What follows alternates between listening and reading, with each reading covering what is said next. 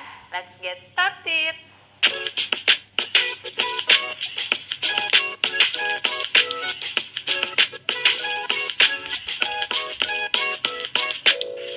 Teman-teman tahu nggak apa sih yang dimaksud dengan penyimpanan perbekalan farmasi? Oke, kita bahas dulu ya terkait definisi penyimpanan itu sendiri. Jadi, penyimpanan adalah suatu kegiatan menyimpan dan memelihara dengan cara menempatkan obat-obatan yang diterima pada tempat yang dinilai aman dari pencurian serta gangguan fisik yang dapat merusak mutu obat itu tersebut. Nah, penyimpanan ini harus dapat menjamin kualitas dan keamanan perbekalan farmasi sesuai dengan persyaratan kefarmasian. Persyaratan kefarmasian itu kayak gimana sih? Oke, persyaratan kefarmasian yang dimaksud ini meliputi persyaratan stabilitas dan keamanan, sanitasi, cahaya, kelembapan, ventilasi, dan penggolongan jenis perbekalan farmasi.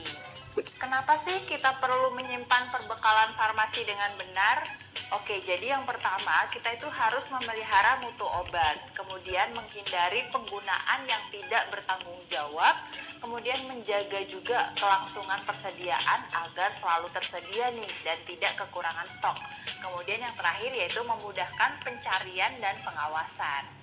Penyimpanan perbekalan farmasi dapat menggunakan pengelompokan berikut. Yang pertama yaitu bentuk sediaan. Jadi obat-obatan itu dapat disimpan sesuai dengan bentuk sediaannya, seperti kelompok tablet, sirup, injeksi, salep, krim, dan itu semuanya terpisah supaya mudah. Kemudian yang kedua yaitu penggolongannya berdasarkan kelas terapi. Jadi obat-obatan itu juga dapat disimpan sesuai kelas terapinya nih. Misalnya yang di sini adalah golongan obat antihipertensi, kemudian di sini anti kolesterol, kemudian vitamin, suplemen, dan sebagainya. Lalu yang ketiga yaitu alfabetis.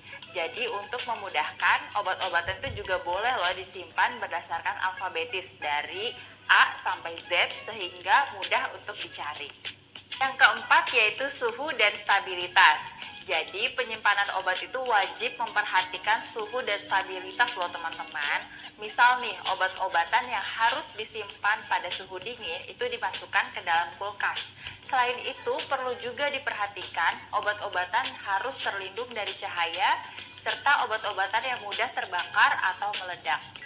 Lalu yang terakhir yaitu perundang-undangan. Penyimpanan obat juga wajib mengikuti peraturan perundang-undangan, khususnya untuk narkotika, psikotropika, dan prekursor.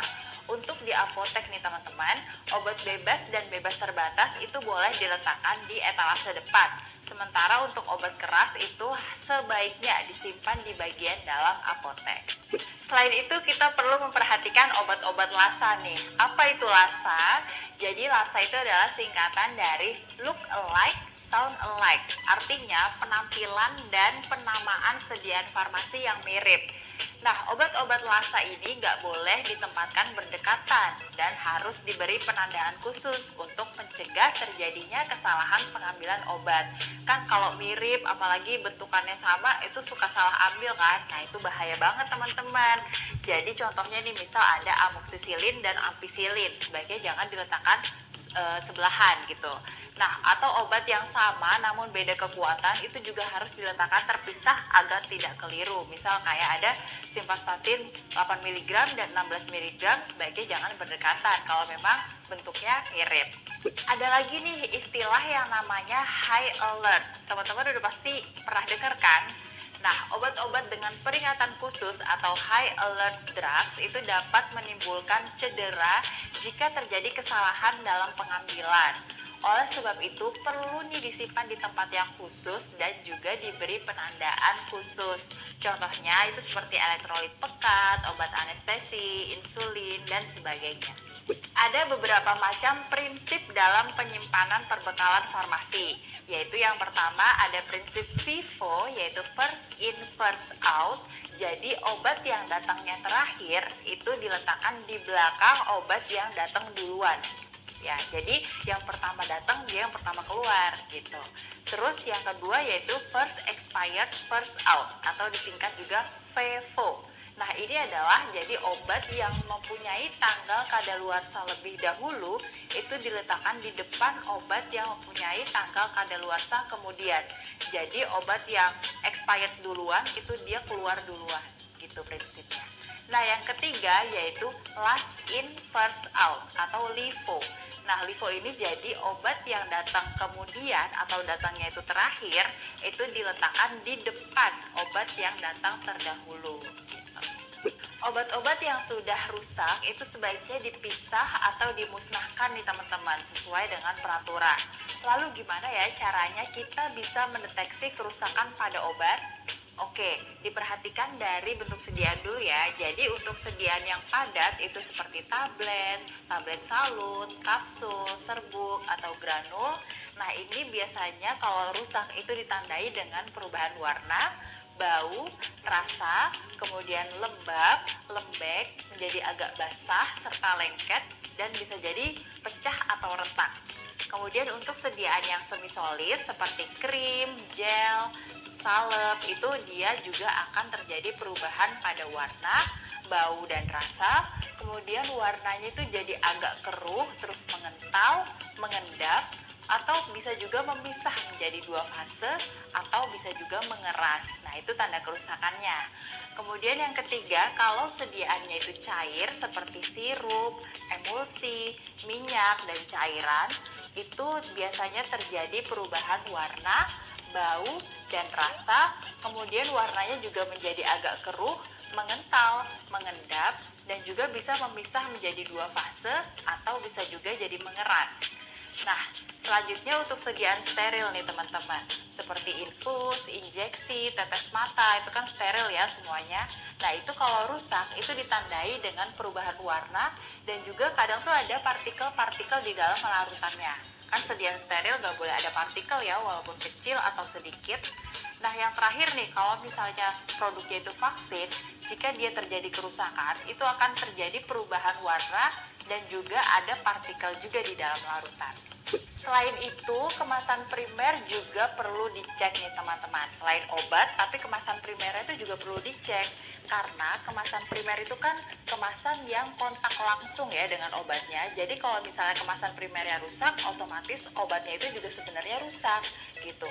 Nah, untuk mendeteksi kerusakan pada kemasan primer itu dengan kita melihat apakah ada kebocoran pada botol, vial, ampul, atau tube, atau bisa jadi ada sobekan atau kebocoran pada strip atau blister. Nah, itulah tanda-tanda kerusakan pada kemasan primer.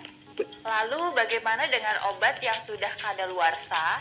Nah, kita perlu deteksi juga nih teman-teman, agar obat yang kadaluarsa itu tidak sampai ke tangan pasien, karena kan bahaya ya. Nah, caranya gimana? Jadi caranya yang pertama, kita harus rajin melakukan stok opnam, itu minimal 1 bulan sekali. Kemudian mencatat expired date-nya saat kita stok opnam. Kemudian kita pisahkan nih perbekalan farmasi yang akan kadaluarsa dalam waktu dekat, misal 1 bulan lagi. Jadi kita sudah pisahkan. Nah, kemudian kita juga menerapkan sistem FIFO, yaitu first expired, first out. Jadi obat yang kadaluarsa duluan itu dikeluarkan terlebih dulu. Oke teman-teman, tentunya kita pasti nggak mau dong ya kalau stok perbekalan farmasi itu kosong atau kekurangan. Nah, stok yang berlebih itu juga mubazir teman-teman, karena akan menyebabkan dead stock atau stok mati yang menimbun dan tidak digunakan. Jadi, kita perlu mendeteksi persediaan perbekalan farmasi agar tidak berlebih, tidak kurang, dan tidak kosong. Caranya gimana? Jadi caranya kita perlu melakukan stok opnam minimal 1 bulan sekali, kemudian mencatat jumlah stok yang tersedia pada kartu stok setiap kali obat dikeluarkan, jadi langsung dicatat. Nah, kemudian stok yang kosong atau kurang itu dapat dicatat agar dilakukan pemesanan kembali. Selain melakukan langkah-langkah yang sudah disebutkan tadi, kita juga perlu nih untuk menghitung dan menganalisis persediaan perbekalan farmasi untuk mengantisipasi kekosongan obat. Nah, ada 2 metode nih teman-teman yang bisa dipakai, yaitu metode konsumsi dan morbiditas. Kita bahas satu persatu yuk. Yang pertama yaitu metode konsumsi. Jadi metode ini berdasarkan analisa data konsumsi obat tahun sebelumnya. Untuk memperoleh data dan kebutuhan obat yang mendekati ketepatan, perlu dilakukan analisa tren pemakaian obat selama 3 tahun sebelumnya atau lebih.